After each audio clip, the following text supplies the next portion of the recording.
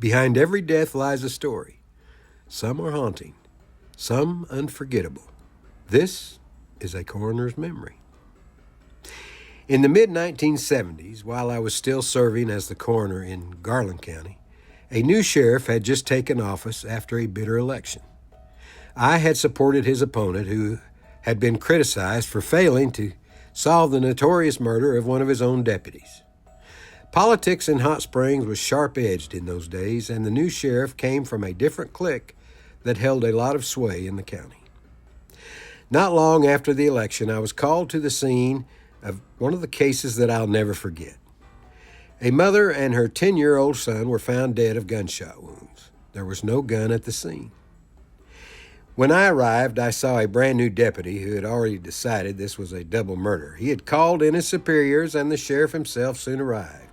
Together, they were preparing to hold a press conference, ready to tell the county, and indeed the entire state, that a murderer was loose.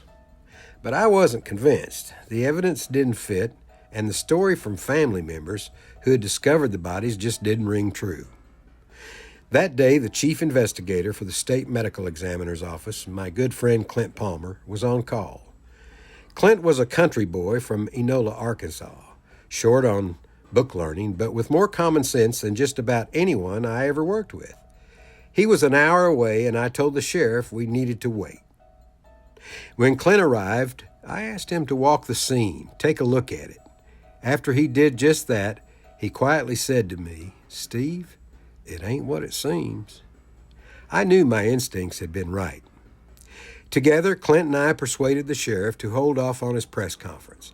Later, after a careful, friendly conversation with the victim's brother, the man who had found the bodies, he finally admitted he had hidden the gun. His mother, who had a history of mental illness, had shot her son and then herself. He couldn't bear for the community to know the truth and had tried to spare her memory. Clint later reminded me how close we had come to a disaster. If the son hadn't confessed when he did, the sheriff's office was about to tell the whole country that a killer was roaming free. Imagine the fear and panic that would have caused. That day was a lesson burned deep into my memory. Let the scene tell its story, and always listen to what the body has to say.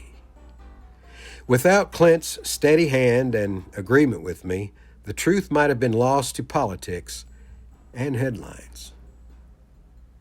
Every scene tells a story, and everybody has a voice, if you know how to listen. I'm Steve Navoychek. Thanks for joining me for A Coroner's Memory. Until next time, stay curious and stay searching for the truth.